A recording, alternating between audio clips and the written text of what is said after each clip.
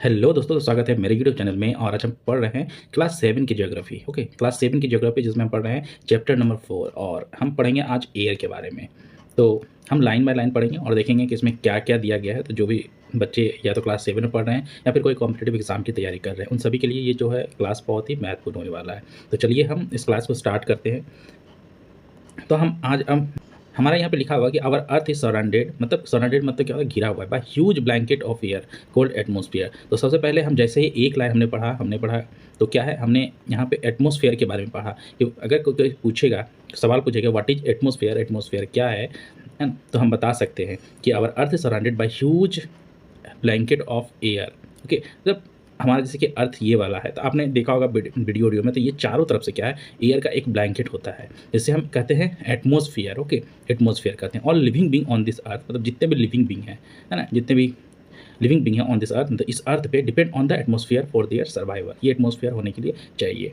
Okay, it provide us the air we breathe and protect us from the harmful effect of the sunray. बोलेगा कि atmosphere का क्या use है हमारे life में, है ना, एयर का क्या यूज़ है यहाँ पे। तो देखिए, हमें दो यूज़ हमें के बारे में बताया गया है कि सबसे पहले तो हम एयर ब्रीथ करते हैं, है ना, सांस लेते हैं। क्या लेते हैं? सांस, तो ऑक्सीजन लेते हैं, राइट। दूसरा क्या है, हमें जो है एटमॉस्फेयर, जो सन से आने वाली जो किरणें होती है, हार्मफुल किरणें, पैराबैंगनी किरणें जिसे कहते हैं हिंदी में, वो उससे जो हमें हमारी क्या है, मदद करते हैं। Without this blanket of protection we baked alive by the heat of the sun during the day and get frozen during the night, है ना। बोला कि अगर एटमॉस्फेयर नहीं होता, है ना, अगर एटमॉस्फेयर नहीं होता तो क्या होता कि हम दिन में सूरज दिखता है, निकलता है, तो हम उससे क्या करते, पूरे पक जाते, और रात में पूरा रात जो है फ्रीज हो जाता है। ओके, तो आगे चल के पढ़ेंगे कि CO2 जो होता है, CO2 गैस जो होता है, क्या होता है, कार्बन डाइऑक्साइड, ऐसे ग्रीन हाउस इफेक्ट पैदा करता है। मतलब क्या होता है, ये CO2 का यूज़ क्या है, जैसे कि हम ऑक्सीजन लेते हैं, ओके, तो CO2 हम छोड़ते हैं, राइट। CO2 का यूज़ कौन करता है, तो पौधे, प्लांट्स करते हैं। ओके, CO2 का एक दूसरा काम क्या है कि ये क्या करता है कि अपने मतलब कि हीट को पकड़ के रखता है, द ग्रीन हाउस इफेक्ट बनाता है, जिसके कारण क्या होता है कि हमारा दिन जो है ना, रात जो इतनी मतलब बहुत ज़्यादा ठंडी नहीं होती है। वी वुड बी, है ना, बैक, ये तो पढ़ती है, गेट फ्रोजन ड्यूरिंग नाइट, है ना, मतलब हम रात को क्या होता है, पूरा फ्रोजन हो जाते। So it is this mass of air that made the temperature on the life earth on the earth livable, मतलब रहने के योग्य बनाता है। जैसे कि मैंने बताया कि CO2 जो होती है ग्रीन हाउस इफेक्ट बनाती है। तो देखिए यहाँ पे अगर आप इसको पढ़ेंगे तो हम देखेंगे जैसे क्या होगा, कार्बन डाइऑक्साइड, है ना, रिलीज इन द एटमॉस्फेयर, है ना, कार्बन डाइऑक्साइड जो कि एटमॉस्फेयर में रिलीज होता है, create a green house effect bye tapping the heat radiated from the earth, है ना। तो जो हीट जो है सन से, मतलब ये सन है, अर्थ पे ये हीट आ रही है ना, तो ये हीट क्या है, दिन में अगर डे टाइम में अगर बात करें, यहाँ पे बहुत ज़्यादा गर्मी जो है पैदा करेगी, बहुत ज़्यादा गर्मियाँ, तो बहुत ज़्यादा ये हीट हो जाएगा। और रात के मौसम में क्या करेगा, सन तो रहेगा नहीं, तो ये बहुत ज़्यादा ठंडा हो जाएगा। तो ग्रीन हाउस मतलब CO2 का काम क्या है मेजरली, ये जब ये जो आती है सन की रेज, इसको क्या ट्रैप करके रखती है ना। तो रात का मौसम क्या बहुत ज़्यादा फ्रीज नहीं हो पाता, मतलब बहुत ज़्यादा ठंडा नहीं हो पाता, जिसके कारण क्या अर्थ पे मतलब कि लाइफ जो सर्वाइव हुआ है ना। It is there for called greenhouse, है ना, gas without it the earth would have been too cold to live, in ना, बहुत ज़्यादा ठंडा हो जाता। However when its level increase in the atmosphere, फिर यहाँ पे बताया गया कि एक है ग्रीन हाउस CO2 जो होता है, कार्बन डाइऑक्साइड की बात कर रहे हैं हम, एक मतलब लिमिटेड, मतलब एक फिक्स अमाउंट में होता है, तो ठीक है, चलो ठीक है। अगर मान के चलिए कि इस ये जो है CO2 हमारे क्या है, एटमॉस्फेयर में बढ़ने लगे, तो इसका नुकसान क्या होगा, तो इससे नुकसान क्या होगा, ग्लोबल वार्मिंग का नाम आपने सुना होगा। ग्लोबल वार्मिंग क्या होता है, देखिए, this is called global warming, है ना। जब हीट जो है इंक्रीज हो गया, जैसा कि मैंने बताया, CO2 काम क्या करता है, सन की जो हीट आता है उसको फंसा के रखता है और उसको पूरा हीट को जाने नहीं, जिससे क्या होता है, रात जो है बहुत ज़्यादा ठंडा नहीं हो पाता है। और क्या धीरे धीरे ग्लोबल वार्मिंग बढ़ कैसे रहा है, तो हम जानते हैं कि फैक्ट्रीज़ है ना, फैक्ट्रीज़ है, हम कार चलाते हैं, है ना, बहुत सारे रीज़न है, जैसे फैक्ट्री स्मोक निकलता है, कार फ्यूम्स निकलता है, है ना। तो ये इससे क्या हो रहा है कि CO2 जो हमारे, है ना, एटमॉस्फेयर में बढ़ रहे हैं, इससे क्या ग्लोबल वार्मिंग पैदा कर रहा है। ग्लोबल वार्मिंग होने से क्या होगा, जैसे आपने हिमालय का नाम से होगा, माउंटेन हिमालय है, उसमें पूरा आइस है, राइट, तो क्या होगा, पिघलना स्टार्ट हो जाएगा, राइट, पिघलेगा तो वाटर लेवल बढ़ जाएगा। इससे क्या होता है, क्लाइमेट, है ना, वाटर लेवल बढ़ा तो फिर प्रॉब्लम आ जाएगा, फ्लड आ जाएगा, है ना, causing flood in the coastal area. There may be drastic change in the climate is leading to extinction of some plant and animal in the long run. तो long run में क्या होगा, plant animal का extinction होगा।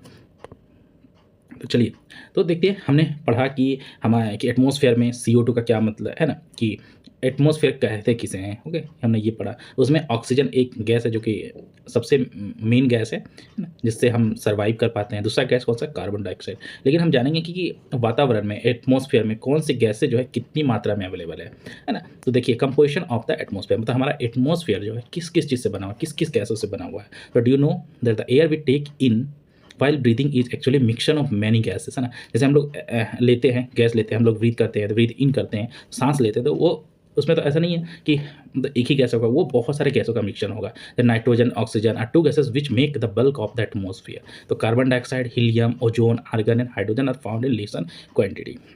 तो यहाँ पे एक जो है डायग्राम दिया गया है, जिसमें आप देख सकते हैं कि ऑक्सीजन कितना हमारे एटमॉस्फेयर में प्रेजेंट है, 21%। और सबसे ज़्यादा प्रेजेंट कौन सा है, तो नाइट्रोजन है ना। सबसे ज़्यादा क्या है, नाइट्रोजन प्रेजेंट है हमारे एटमॉस्फेयर में। उसके बाद क्या है, ऑक्सीजन का। कार्बन डाइऑक्साइड की बात करें तो 0.03% है। उसके बाद क्या है, आर्गन जो गैस है वो 0.93% है। और उसके बाद ऑल अदर गैसेस में सभी गैसेस आप ले सकते हैं, ओके। और जैसे कि अपार्ट फ्रॉम दिस गैसेस ना, टाइनी डस्ट हो, particles are also present in the air. The pie chart give you the percentage of different constituent of air, है ना। अब इसमें बताया गया कि जैसा कि हमने देखा कि इस, है ना, पाई चार्ट से हमने क्या देखा कि नाइट्रोजन यहाँ पे सबसे एबंडेंट, मतलब सबसे ज़्यादा 78% है। उसके बाद ऑक्सीजन का नंबर आता है, ऑक्सीजन दूसरे नंबर पे 21% है। उसके बाद कौन सा गैस है, उसके बाद है आर्गन, उसके बाद कार्बन डाइऑक्साइड, उसके बाद ऑल अदर गैसेज में आता है जो, है ना। फिर nitrogen is the most plentiful gas in the air, मतलब एयर में सबसे ज़्यादा कौन सा है, नाइट्रोजन है। व्हेन वी इनहेल, जब हम इनहेल करते हैं, we take some amount of nitrogen into our lungs and exhale it, okay. हम जानते हैं कि हम क्या जानते हैं कि हम जब इनहेल करते हैं ऑक्सीजन हम इनहेल करते हैं, लेकिन ऑक्सीजन तो ऐसा नहीं है कि हम जब इनहेल करेंगे तो टोटल ऑक्सीजन ही जाएगा, नहीं, सब अदर गैसेस भी जाते हैं, जैसे नाइट्रोजन हो गया, है ना, आर्गन। और कभी आपने देखा होगा कि किसी को डस्ट एलर्जी होता है, क्यों, क्योंकि डस्ट भी मतलब हमारे नाक में घुस जाता है ना। तो हम हमारे इस बॉडी को जो मतलब नाइट्रोजन की जो कमी होगा, है ना, नाइट्रोजन की कमी, हम जब इनहेल करते हैं तो नाइट्रोजन की कमी से, मतलब इनहेल करते हैं थोड़ा थोड़ा नाइट्रोजन भी हमारे पास जाते रहता है, तो वो जो है हमें क्या होता है, उससे नाइट्रोजन की पूर्ति हमारे बॉडी को हो जाती है। लेकिन क्या है, प्लांट है ना, देखिए they can not take nitrogen directly from the air, को नहीं ले सकता प्लांट। लेकिन प्लांट के बारे में सब बताया गया कि प्लांट जो है नाइट्रोजन डायरेक्टली नहीं लेते हैं, ओके। तो प्लांट क्या करते हैं, मतलब उनको भी तो नाइट्रोजन की आवश्यकता होती है प्लांट को, तो प्लांट क्या करते हैं, देखिए ये प्लांट है, चलिए ये मैंने प्लांट बना दिया। अब देखिए ये एटमॉस्फेयर है, एटमॉस्फेयर में मान चलिए कि नाइट्रोजन हो गया, ऑक्सीजन हो गया, CO2 हो गया, ओके, ये है।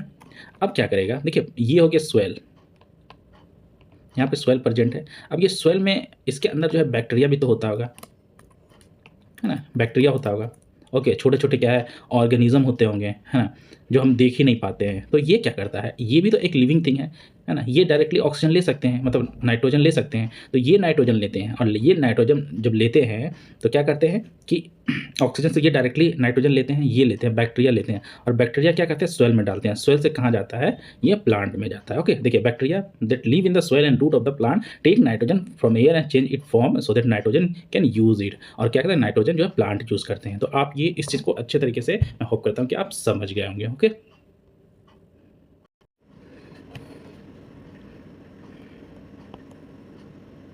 हमारा नेक्स्ट क्या है, ऑक्सीजन। तो हमने नाइट्रोजन के बारे में पढ़ा था, ओके, नाइट्रोजन। तो नाइट्रोजन हमारे एटमॉस्फेयर में कितना परसेंट था, 78%। उसके बाद हम पढ़ने वाले हैं ऑक्सीजन के बारे में। तो ऑक्सीजन कितना परसेंट है ना, ऑक्सीजन कितना परसेंट है हमारे एटमॉस्फेयर में, तो 21%, है ना, जो कि second most plentiful gas percent है इन द एयर में। ठीक है, ह्यूमन क्या होता है, ह्यूमन एंड एनिमल, हमें जैसे कि पहले ही जानते हैं कि ह्यूमन और एनिमल जो है oxygen from the air and they breathe, है ना। हम ऑक्सीजन लेते हैं और ब्रीथ करते हैं। ऑक्सीजन जब लेते हैं, ऑक्सीजन के साथ बहुत सारे गैसेस भी जाती है हमारे अंदर, ओके। तो जैसे कि हमने बताया था कि नाइट्रोजन जा रहा है ना, नाइट्रोजन, तो नाइट्रोजन जाने से ऑक्सीजन, मतलब मोस्ट प्लेंटीफुल सबसे ज़्यादा कौन जाता है, हम ऑक्सीजन ही ब्रीथ करते हैं। लेकिन उसके साथ डस्ट भी आता है, ओके। उसके साथ क्या होगा, नाइट्रोजन आएगा, CO2, मतलब इस तरह के सभी गैसेस आ जाते हैं थोड़ा थोड़ा, ओके। तो क्या है, green plant produce oxygen during photosynthesis. देखिए हम लेते हैं ऑक्सीजन, ओके, प्लांट क्या करते हैं, ऑक्सीजन आता है कहाँ से, तो ऑक्सीजन प्रोड्यूस किया जाता है प्लांट के द्वारा, क्या, फोटोसिंथेसिस के द्वारा। इन दिस वे क्या होता है कि content in the air remain constant, मतलब हम ऑक्सीजन का यूज़ करते हैं, ऑक्सीजन बनाता है कौन है, प्लांट बनाता है, ओके। ऑक्सीजन लेते हैं, कार्बन डाइऑक्साइड छोड़ते हैं। कार्बन डाइऑक्साइड किसको चाहिए? प्लांट को चाहिए। और ऑक्सीजन गैस किसे चाहिए? हमें चाहिए। तो एक्सचेंज होते रहता है। ओके, तो ये क्या होता है कि जब एक्सचेंज होते रहता है तो ये बैलेंस में होता है ना। CO2 की मात्रा जो है प्रेजेंट एयर में नहीं बढ़ती है। लेकिन क्या करते हैं हम, जब पेड़ को काट देते हैं, है ना, दिस बैलेंस गेट डिस्टर्ब। तो ये बैलेंस क्या होता है? डिस्टर्ब हो जाता है। हम जितना ऑक्सीजन मतलब कि यूज़ कर रहे हैं उतना ऑक्सीजन हमें मिल नहीं पा रहा है। तो इसका मतलब क्या है? हम पॉल्यूटेड एयर ही तो लेंगे।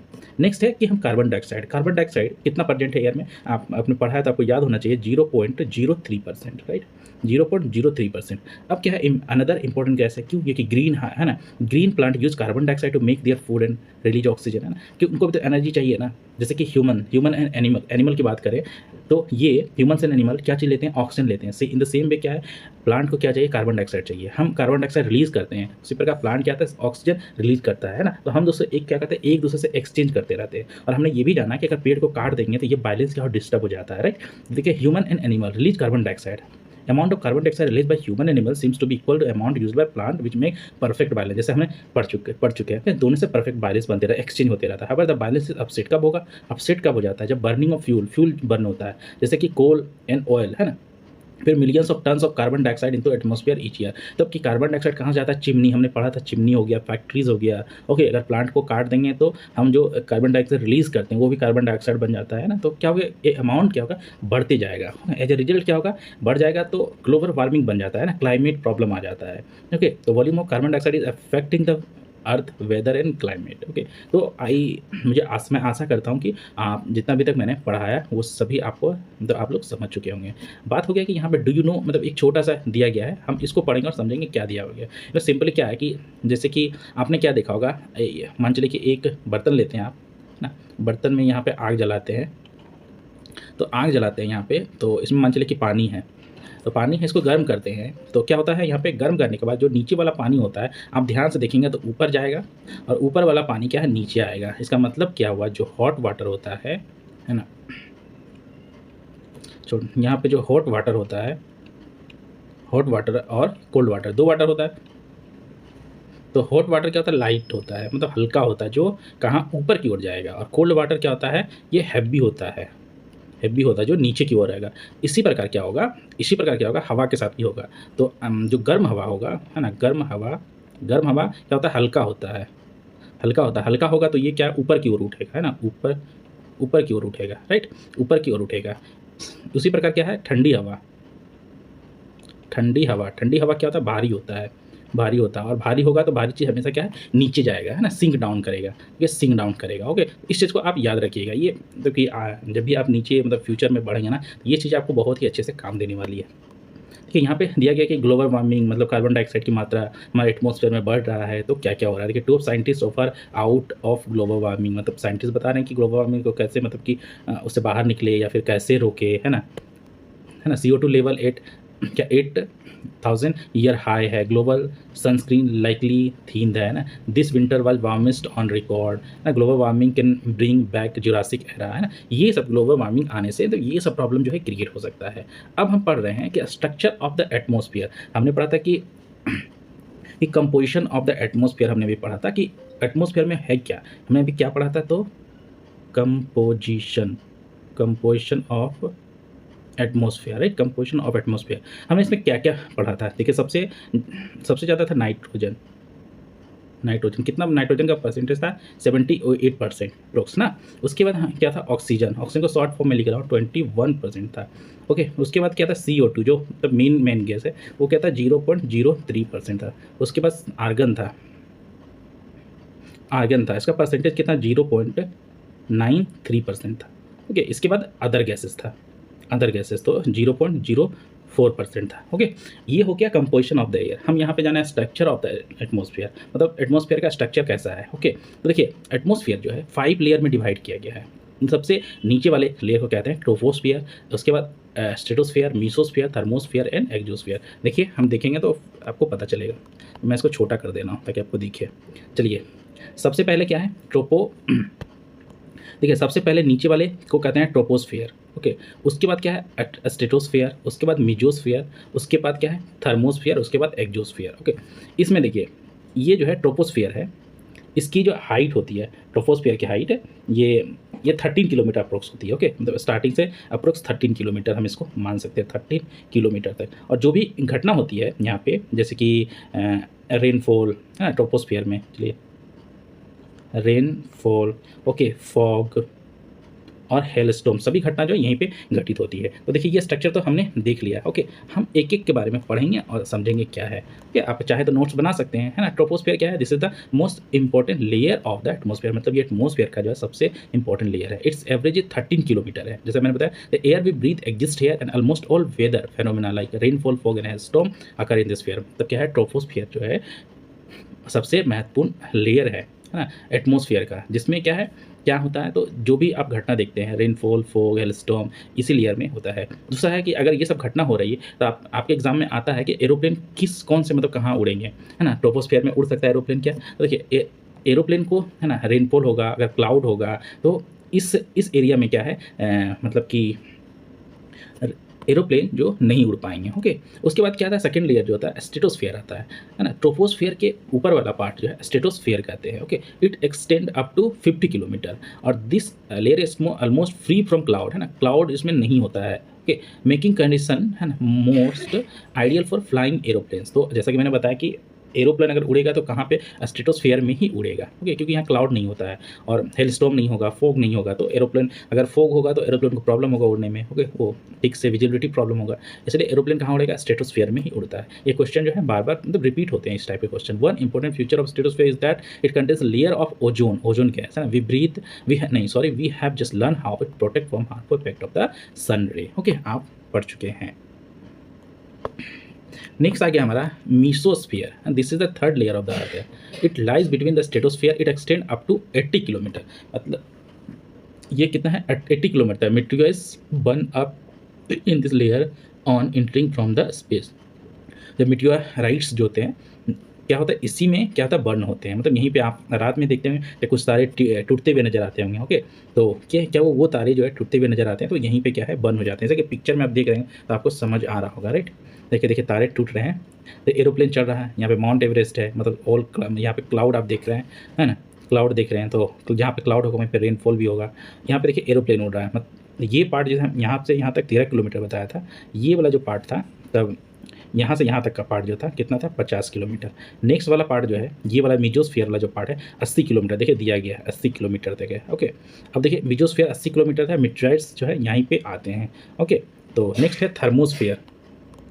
क्या in thermosphere temperature rises very rapidly with increasing height. मतलब क्या है, जैसे जैसे हाइट इंक्रीज होगा तो टेम्परेचर क्या है, मतलब बहुत ज़्यादा इंक्रीज होते जाएगा। It extend between 80 to 400 kilometre है। This layer help in radio transmission. बोलेगा रेडियो ट्रांसमिशन कहाँ पे होता है, तो रेडियो ट्रांसमिशन होता है थर्मोस्फीयर में। ओके, हो गया। नेक्स्ट है हमारा एक्जोस्फीयर। एक्जोस्फीयर, एक्जो मतलब आउटर वाला पार्ट। आउटर वाला पार्ट है क्या, this most layer of the atmosphere is known as exosphere. This layer has very thin air, light gases like helium and hydrogen float into the space from air. Okay, तो ये सब चीज़ें आप याद, मतलब समझ चुके होंगे। ओके, याद करने का क्या है, जैसे कि ये है, आप इसका एक आप निमोनिक्स बना सकते हैं, जैसे कि मैं बताता हूँ। जैसे देखिए ऊपर से आपके नीचे जाते हैं, एक्जोस्फीयर आया, थर्मोस्फीयर, मीजोस्फीयर, उसके बाद स्ट्रेटोस्फीयर, उसके बाद ट्रोपोस्फीयर। देखिए सबसे सबसे ABCD जो है उल्टा से, मतलब ऊपर से नीचे आएंगे ना। तो देखिए ई से एक्जोस्फीयर हो गया, है ना। ई के बाद देखिए टी को बस आप ओमिट कर सकते हैं ना, टी आप याद रख लीजिए। उसके बाद एम मीजोस्फीयर आ गया, उसके बाद स्ट्रेटोस्फीयर हो गया, इसके बाद क्या है, ट्रोपोस्फीयर हो गया, है ना।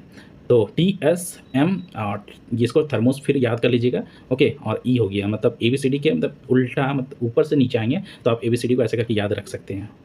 अब देखिए यहाँ पे ट्रोपोस्फीयर और स्ट्रेटोस्फीयर के बीच में एक क्या है, लेयर होता है, मतलब जो इसको डिवाइड करता है ना, ट्रोपोस्फीयर को, स्ट्रेटोस्फीयर को। ट्रोपोस्फीयर है सबसे निचला वाला पार्ट है, तो इसको बोलेंगे ट्रोपोपाउज बोलेंगे। ओके, सेम है कि स्ट्रेटोस्फीयर और मीजोस्फीयर के बीच में जो लाइन होगा उसको क्या, मीजोस्फीयर उसको क्या बोलेंगे, स्ट्रेटोपाउज बोलेंगे, है ना, स्ट्रेटोपॉज बोलेंगे। इसके बाद एम और एम मतलब मीजोस्फीयर और थर्मोस्फीयर के बीच में जो होगा मीजोपॉज बोलेंगे। ओके, इस प्रकार जो है डिवीजन है, आप इस चीज़ को याद रखिएगा। नेक्स्ट हम पढ़ेंगे वेदर एंड क्लाइमेट के बारे में।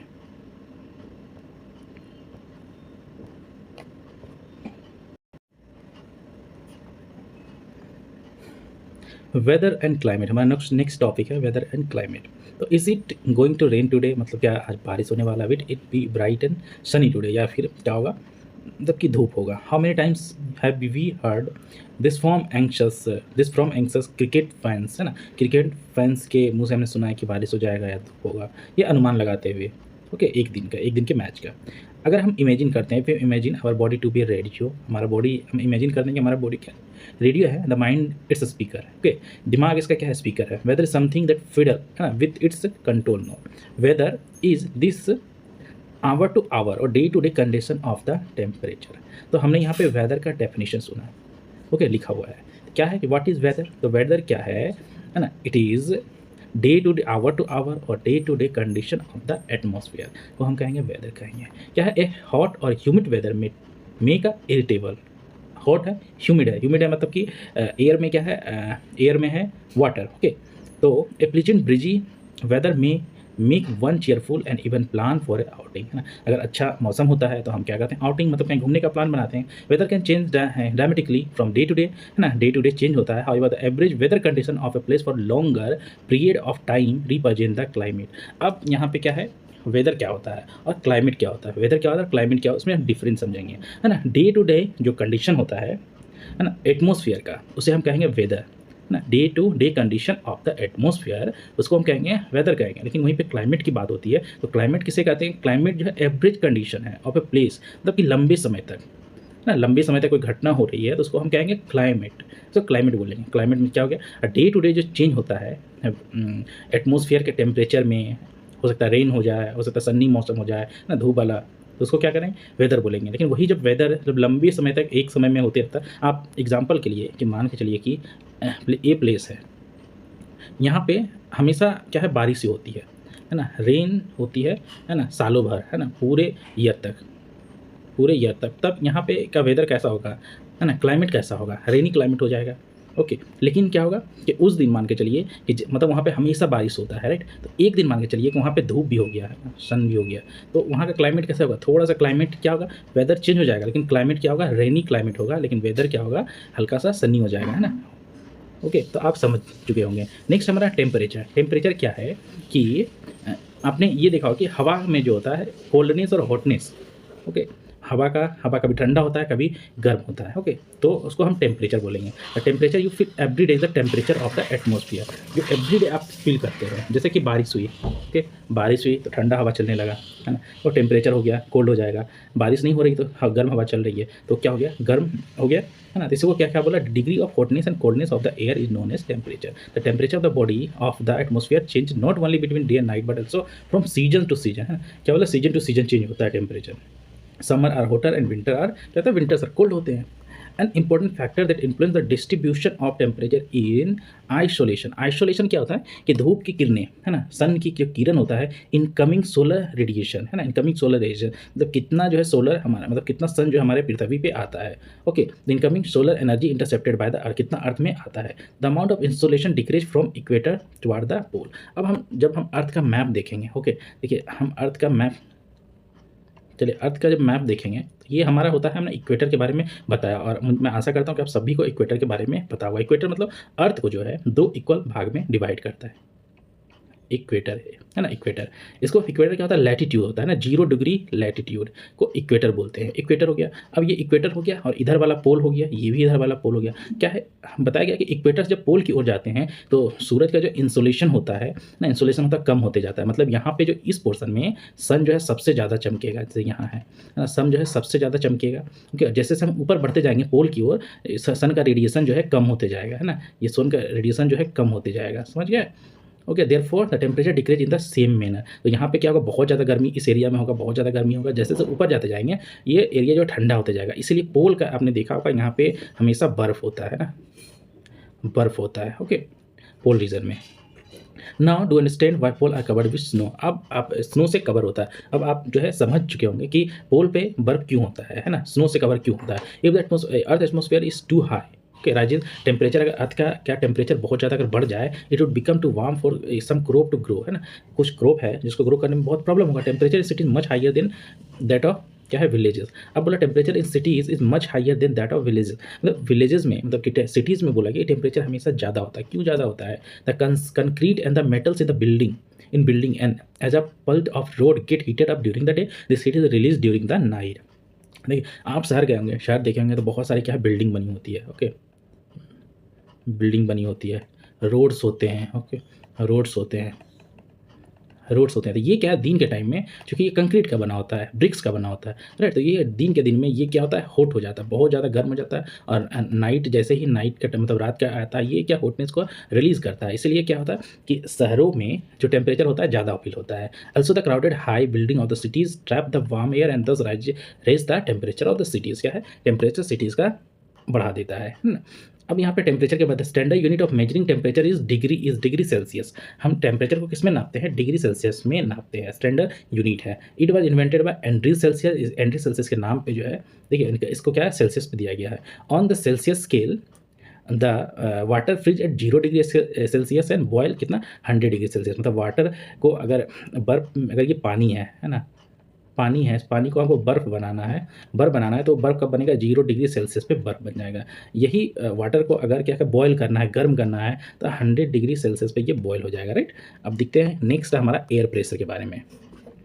नेक्स्ट एयर प्रेशर के बारे में क्या है? यू विल बी सरप्राइज, आप सरप्राइज हो जाएंगे जान के to know that air above us presses us with a great force on our body. मतलब ये हमारा अगर बॉडी है तो हमारे बॉडी के क्या बोला कि चारों तरफ जो है एयर का इक्वल प्रेशर है ना? ये सभी तरफ से हमारे सर के ऊपर से, सर के बाएं से, दाएं से, तब कि सभी जगह से जो है जो एयर का जो है इक्वल प्रेशर जो है बना हुआ है, okay? However we don't feel, क्योंकि हम इसे फिर भी जो है इसे फील नहीं करते हैं। क्यों? क्योंकि जो एयर प्रेशर है ना, अस फ्रॉम ऑल डायरेक्शन से बॉडी पे एक्सर्ट करता है, मतलब चारों तरफ से बॉडी पे एक्सर्ट कर रहा है एयर प्रेशर, है ना? तो एयर प्रेशर को हम डिफाइन कैसे करेंगे? तो कोई पूछेगा कि व्हाट इज एयर प्रेशर, है ना? हाउ? तो क्या है air pressure define as pressure exerted by the weight of air on the earth surface. मतलब अर्थ के सरफेस पे जो एयर प्रेशर क्रिएट करता है as we go up the layer of atmosphere. जैसे कि हम एटमोसफियर के ऊपर जाएंगे, है ना? लेयर के ऊपर जाते जाएंगे तो क्या होगा? प्रेशर फॉल रैपिडली, प्रेशर क्या है कम होते जाएगा। The air pressure is highest the sea level में हाईएस्ट होता है, डिक्रीजेज विद द हाइट। या horizontally the distribution of air pressure influence by temperature of the air of given place. कैसे होता है कि हॉरिजॉन्टली अगर बात करें कि एयर प्रेशर क्या कैसे होता है, तो बोला कि उस temperature is high at the gate heated and rise. हमने क्या पढ़ा था? हमने पढ़ा था कि गर्म हवा जो है हल्की होती है, गर्म हवा हल्की होती है और ऊपर उड़ जाएगी, और ठंडी हवा क्या होता है कि भारी होती है, वो क्या है नीचे जाएगी। ये तो होता है किसी क्या एयर की प्रॉपर्टी है। This create low pressure area, low pressure area associated with cloudy skies and wet weather, okay? In area having lower temperature, जिस एरिया का टेम्परेचर जो है लोअर होता है मतलब बहुत कम होता है, मत तो क्या है द एयर इज कोल्ड, मतलब उसका एयर क्या हुआ मतलब कि क्या है ठंडा होती है। इसका मतलब क्या है एयर हैवी हो गया। तो मैंने बताया कि ठंडी हवा क्या होता है हैवी होती है, right? The heavy air sinks and creates a high pressure, okay? High pressure associated with a clear and sunny skies. जब ये होगा हाई प्रेशर होगा तो हम देख के बता सकते हैं मतलब कि क्या है क्लियर है और सन्नी स्काइज है, ठीक है? लो प्रेशर में क्या हो गया? जैसे कि मान चलिए कि ये एक प्लेस है, यहाँ पे कुछ हवा होगा, हम हवा को देख नहीं पाते, तो यहाँ पे अगर बहुत ज़्यादा हीट है ना, ये हवा क्या हीट हो रहा है, तो यहाँ का हवा जो है उठेगा, यहाँ उठेगा तो ये बादल बन के उठेगा, है ना? बादल बन के उठेगा, यही बोल रहा है कि बादल बन के उठेगा तो क्लाउडी स्काई होगा, वेट वेदर होगा। अगर बादल बन के उठेगा तो क्या होगा? बारिश हो जाएगा, ओके? नेक्स्ट बता रहा है कि अगर ये एक प्लेस है, यहाँ का टेम्परेचर क्या है? कोल्ड है ना? कोल्ड है तो क्या करेगा? तो कोल्ड हवा क्या है कभी ऊपर जाएगा नहीं, ये यहीं पे रहेगा, यहीं पे रहेगा तो क्लाउड नहीं बनेगा, क्लाउड नहीं बनेगा तो क्या है ना रेन नहीं होगा, ओके? आप इस चीज़ को अच्छे तरीके से समझ चुके होंगे। नेक्स्ट हमारा विंड। अब विंड हम कहते हैं, ठीक ना? तो विंड देखें द मूवमेंट ऑफ एयर, है ना? मूवमेंट का जो मूवमेंट ऑफ एयर, एयर का जो मूवमेंट होता है high pressure area to low pressure area is called wind कहलाता है। अब जैसे कि मैं समझाता हूँ कि high pressure area low pressure area कैसे बनता है। मान चलिए प्लेस ए का एग्जांपल लेता हूँ और प्लेस बी का एग्जांपल लेता हूँ। ये मैं प्लेस का बना देता हूँ। मान चलिए कि यहाँ का टेम्परेचर जो है हाई है ना? टेम्परेचर क्या है? हाई है, ओके? टेम्परेचर हाई है और यहाँ का टेम्परेचर कैसा है? तो लो है, ओके? अब देखिए यहाँ पर टेम्परेचर हाई है मतलब सन यहाँ पे बहुत ज़्यादा है, तो टेम्परेचर हाई होने से क्या होगा? यहाँ का एयर जो है, यहाँ पे जो एयर होगा वो गर्म हो जाएगा।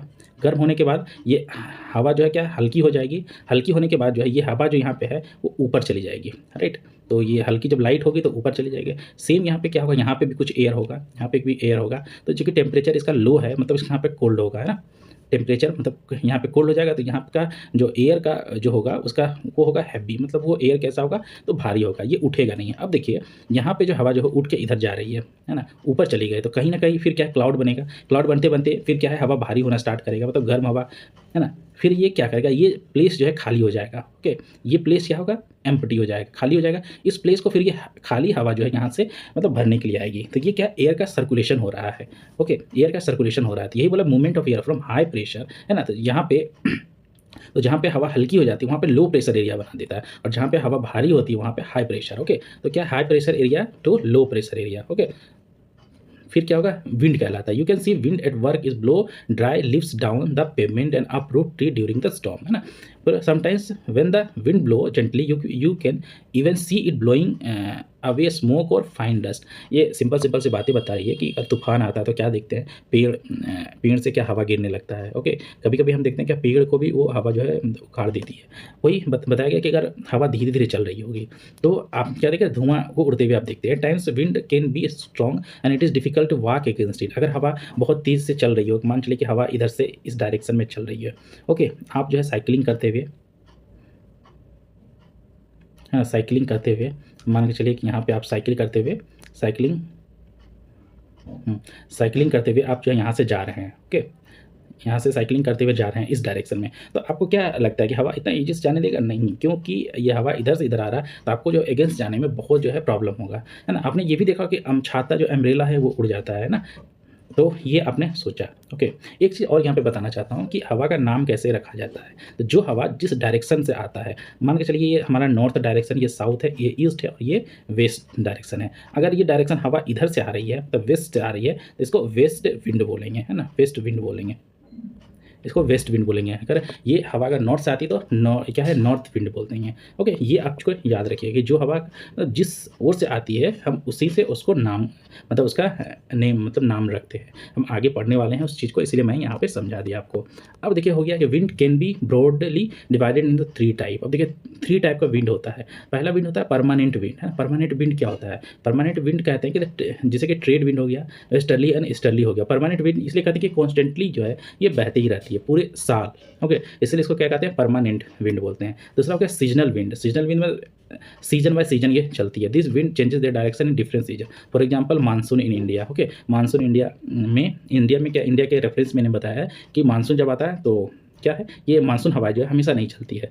ओके, जब क्या, गर्मी के टाइम में आती है, जून जुलाई में, जून में आती है मानसून। फिर लोकल विंड आपने सुना होगा कि ये पार्टिकुलर मतलब कि सब जगह पे नहीं चलती, किसी खास खास स्थान पे चलती है। जैसे आपने लू का नाम सुना होगा। लू जो है इंडिया और पाकिस्तान की गर्म हवा है जो यहाँ पे चलती है। दूसरी हवा का है जैसे कि सी ब्रीज है। ओके, लैंड ब्रीज है। तो सी ब्रीज क्या होता है, तो सी जो हवा जो है सी से लैंड की ओर बहती है उसको सी ब्रीज कहते हैं, और जो लैंड ब्रीज किसे कहते हैं, जो हवा लैंड से सी की ओर बहती है उसे लैंड ब्रीज कहते हैं। ओके, तो आप ये समझ चुके होंगे।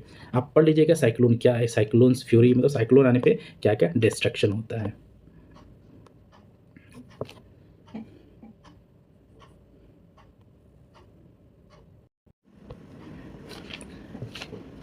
नेक्स्ट है हमारा मॉइस्चर। व्हेन वाटर एवोपरेट, मतलब वाटर जब गर्म करते हैं तो उससे एवोपरेशन होता है, वाष्पीकरण होता है from land and different water bodies, मतलब डिफरेंट वाटर बॉडीज से, राइट। तो इट बिकम वाटर वेपर। तो क्या बनता है, वाटर वेपर बन जाता है। मॉइस्चर इन द, तो एयर में जो मॉइस्चर होता है, मतलब एयर में जो वाटर होता है, okay, any time is known as humidity, हम इसको बोलते हैं। When the air is full of water vapour we call it as humid day. मतलब जब एयर में क्या होता है, बहुत ज़्यादा वाटर होता है तो इसको ह्यूमिड डे बोलते हैं। Is the water get warmer. अगर वाटर क्या है, एयर क्या है, गर्म होगा तो क्या होगा, इसका कैपेसिटी होल्ड करने का वाटर इंक्रीज हो जाएगा, so it become more and more humid हो जाएगा।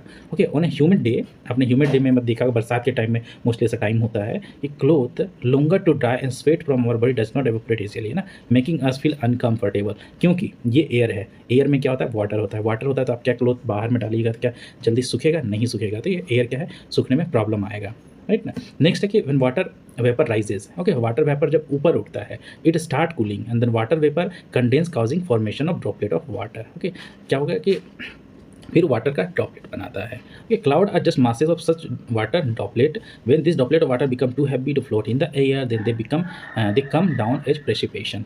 ओके, तो जैसे कि अब मान के चलो कि मैं एग्जांपल देता हूँ कि मान के चलिए 1 मिनट इसको मैं बढ़ा कर देता हूँ कि तो मैं समझाने में थोड़ा सा ईजी होगा।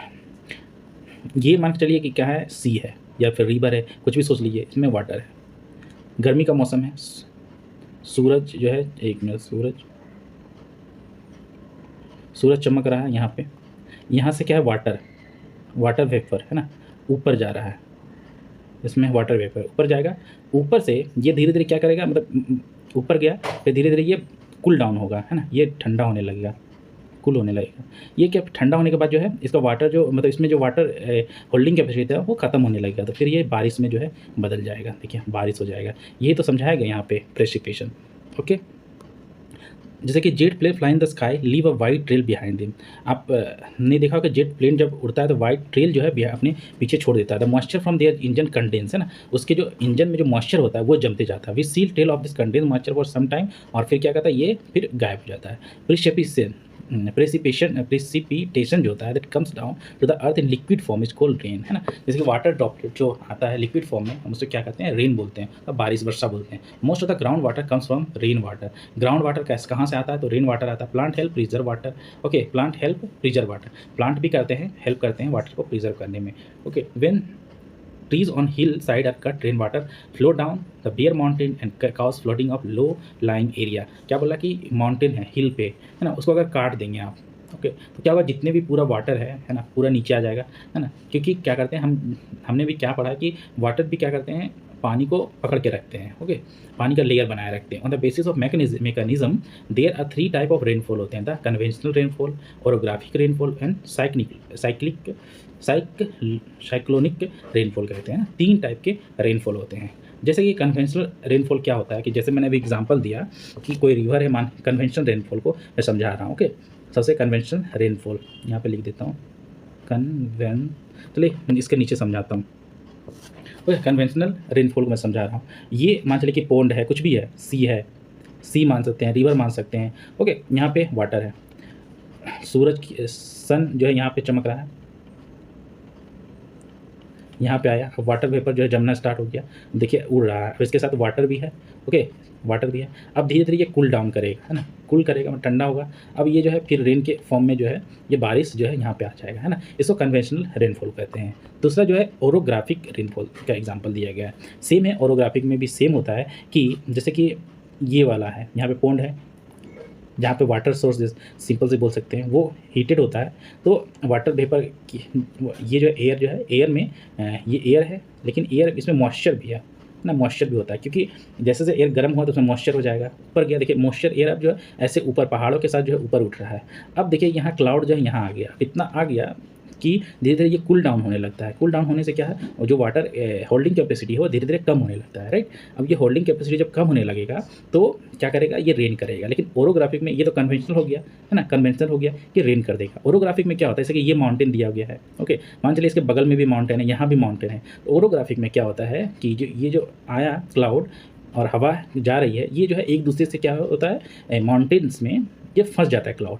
ओके, और माउंटेन्स के अंदर ही बार बार घूमते घूमते करके ये जो है बारिश करता है। ओके, तो ये हो गया। दूसरा हो गया साइक्लोनिक रेनफॉल, या इसको क्या कहते हैं, फ्रंटल रेनफॉल भी कहते हैं। ये कहाँ पे होता है, तो ट्रॉपिकल रीजन में ये सबसे ज़्यादा होता है, ट्रॉपिकल रीजन में होता है। ये क्या होता है, 2 डिफरेंट एयर मास होता है। एयर मास मतलब कि एयर मास होता है, air mass 2 different air mass होता है ना। एक एयर मास मतलब एक कोल्ड एयर मास हो गया, मतलब इसमें जो ठंडी हवा है, और एक क्या हो गया, गर्म हवा हो गया। अब देखिए गर्म हवा का नेचर है कि ऊपर जाता है, ऊपर की ओर उड़ता है। कोल्ड हवा का नेचर क्या है, ये नीचे की ओर आएगा, है ना, ये नीचे की ओर आएगा। अब क्या करेगा, ये ऊपर जाएगा, नीचे आएगा। अब ये जो है अगर ये उठना भी नहीं भी चाहे गर्म हवा, तो ये इसको पुश करेगा ऊपर की ओर। ओके, इस तरीके से पुश करेगा ऊपर हॉट वार्म को, और इससे जो वर्षा होगा, है ना, इसको साइक्लोनिक रेनफॉल कहेंगे। ओके, तो ये हो गया हमारा आज का चैप्टर, पूरे मैंने करवा दिया है। तो अभी क्वेश्चन आंसर करेंगे। Okay,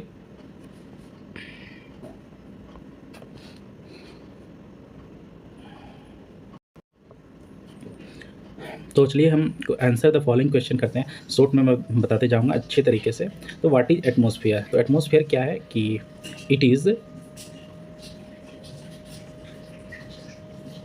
blanket of air that surrounds our earth, है ना। कोल्ड क्या है, एटमॉस्फेयर, है ना। It is a blanket of air that surrounds our earth, is called atmosphere है। नेक्स्ट है which 2 gases make the bulk of the atmosphere. जैसे 2 gases का नाम बताना, तो 2 गैसेस कौन हो गया, नाइट्रोजन कितना 78% अवेलेबल है। उसके बाद क्या है, ऑक्सीजन, ऑक्सीजन है ना, ऑक्सीजन का कितना है 21%। नेक्स्ट जो इंपॉर्टेंट गैस है वो CO2 है। ओके, ये तो ऐसे बता रहा हूँ नॉलेज के लिए, 0 पॉइंट क्या है 03% है। उसके बाद आर्गन है, आर्गन है कितना है 0.93% है। उसके बाद अदर गैसेस है। ओके, अदर गैसेस है, अदर गैसेस 0.04% है। ओके, आप याद रखिएगा। ओके, ठीक है। Which gas create green house effect in the atmosphere, कौन सा गैस करता है green house gas effect create करता है, तो वो करते हैं कार्बन डाइऑक्साइड। ओके, जो कि हमारे एटमॉस्फेयर में 0.03% क्या है अवेलेबल है। व्हाट इज वेदर, वेदर क्या है ना, डे टू डे क्या करते हैं, day to day change in temperature है ना is cold weather. Okay, next है name the 3 types of rainfall ना, वो 3 टाइप्स ऑफ रेनफॉल का नाम बताना है। ओके, तो 3 टाइप्स ऑफ रेनफॉल क्या है, सबसे पहले हमने पढ़ा था कन्वेंशनल, कन्वेंशनल ना रेनफॉल। उसके बाद हमने क्या पढ़ा था ओरोग्राफिक, ओरोग्राफिक, ओरोग्राफिक रेनफॉल। उसके बाद हमने पढ़ा था साइक्लोनिक, साइक्लोनिक है ना, cyclonic rainfall. Okay, what is air pressure, then क्या है एयर प्रेशर, तो क्या है पूछा गया कि व्हाट इज एयर प्रेशर। तो एयर प्रेशर का डेफिनेशन मैं यहाँ पे लिख रहा हूँ कि व्हाट इज एयर प्रेशर। तो air pressure is defined as the pressure ना, pressure exerted by the weight of air, मतलब एयर प्रेशर कौन क्रिएट करता है, तो एयर क्रिएट करता है, कहाँ पे क्रिएट करता है, on the earth surface. Okay, on the earth surface पे जो एयर क्रिएट करता है उसे कहते हैं एयर प्रेशर। नेक्स्ट हम टिक करना है, which of the following gases protects us from harmful sun rays ना, तो कौन सा करता है, कार्बन डाइऑक्साइड करता है, नहीं नाइट्रोजन, नहीं तो ओजोन जो है करता है हमारी सुरक्षा। Most important layer of the atmosphere कौन सा है, तो most important of the layer of the अर्थ है ट्रोपोस्फेयर। ओके, जहाँ पे सभी मौसम की घटनाएं ऑल वेदर जो क्या इंसिडेंट्स होता है, जैसे कि रेन हो गया, क्लाउड हो गया है ना, बिजली का चमकना, सब कहाँ होता है, तो ट्रोपोस्फियर होता है। ओके, नेक्स्ट है which of the following layer of atmosphere is free from cloud. अब देखिए ट्रोपोस्फियर में तो क्लाउड होता है। ओके ना, और ट्रोपोस्फियर का डिस्टेंस कितना है 13 किलोमीटर, 1 से 13 किलोमीटर, और 1 से 50 किलोमीटर तक स्ट्रेटोस्फियर का ये है। तो मेजोस्फियर में है, ये क्लाउड से फ्री होता है ना, सबसे ज़्यादा क्लाउड ट्रोपोस्फियर में होता है, उसके बाद स्ट्रेटोस्फियर में थोड़ा थोड़ा होता है। As we go up the layer of the atmosphere the pressure हमेशा क्या करेगा, डिक्रीज करेगा। ओके, जैसे जैसे ऊपर जाएंगे। नेक्स्ट है कि when the precipitation comes down to the earth in liquid form, जब लिक्विड फॉर्म में आएगा तो इस कॉल्ड रेन। रेन को बोलेगा कि हाउ इज रेन डिफाइंड, मतलब आप रेन को कैसे डिफाइन करेंगे, तो कह सकते हैं कि when precipitation comes down to the earth in liquid form is called rain कहते हैं। ओके, नेक्स्ट है match the following trade winds है ना, लू, मानसून और विंड, मतलब इसको हमें क्या करना है, ये मैच करना है। ओके, देखिए ट्रेड विंड्स कौन सा है, तो ट्रेड विंड्स एक परमानेंट विंड है। ओके, परमानेंट विंड में लगाएंगे, मैंने बताया था विंड क्या 3 प्रकार का था, परमानेंट विंड था और सीजनल विंड था और लोकल विंड था। ओके, तो परमानेंट विंड में कौन, परमानेंट विंड हो गया, ट्रेड विंड हो गया। लू किस प्रकार का विंड था, तो लू जो लोकल विंड था। देखिए लोकल विंड्स कई हैं, हाँ हो गया। मानसून क्या हो गया, मानसून क्या है, सीजनल विंड हो गया ना, सीजनल कहीं है, layer of the ozone seasonal wind हो गया। ओके, विंड क्या है, तो विंड क्या है horizontal movement of the air को हम कहते हैं विंड कहते हैं। ओके, नेक्स्ट है हमारा कि गिव रीजन, वी क्लोथ ना, wet cloth take longer time to dry on a humid day. अब देखिए ह्यूमिड डे में क्यों होता है, क्योंकि ह्यूमिड डे में क्या होता है, एयर होता है ना, एयर है, तो एयर के साथ साथ क्या होता है, ह्यूमिडिटी होता है ना। एयर में क्या है, ह्यूमिडिटी होता है। ह्यूमिडिटी अगर बात करें तो एयर में क्या होता है, वाटर होता है ना, वाटर होता है। अगर वाटर रहेगा तो हमारा क्लोथ में भी क्या होता है, वाटर होता है, तो इसको सूखने में क्या टाइम लगेगा। ओके, ये हो गया इसका reason. Amount of isolation decrease from equator towards pole है ना, जैसे से मतलब टुवर्ड्स पोल की ओर जाएंगे तो क्या आइसोलेशन कम होते जाता है ना,